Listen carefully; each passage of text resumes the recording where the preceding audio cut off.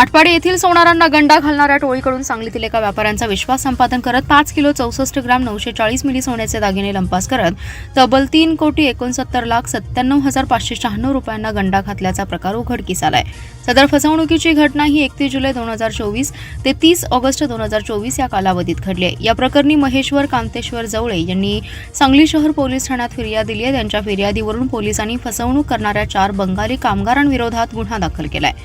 गौतम गोपाल दास, रुमा गौतम दास, सौरभ गौतम दास, सुबा उर्फ सुबो गोविंद दास अशी गुन्हा दाखल झालेल्यांची नावे आहेत। दरम्यान संशयित यांनी काही दिवसांपूर्वीच आटपाडीतील सोनारांची फसवणूक केल्याचं उघडकीस आलं होतं। त्यामध्ये काही जणांना अटक केली आहे। फिर्यादी महेश्वर जवळे यांचे शहरातील सराफकट्टा येथे सोमेश्वर ज्वेलर्स आणि सोमेश्वर गोल्ड या नावाने सराफी दुकान आहे।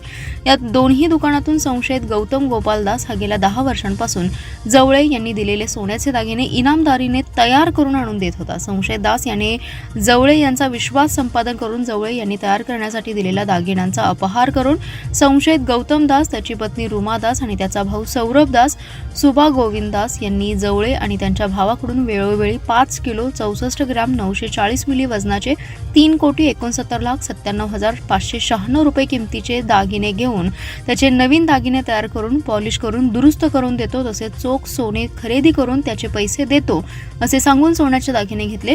दिलेल्या आश्वासनाप्रमाणे नवीन दागिने आणि चोख सोने न देता ते पळून गेले।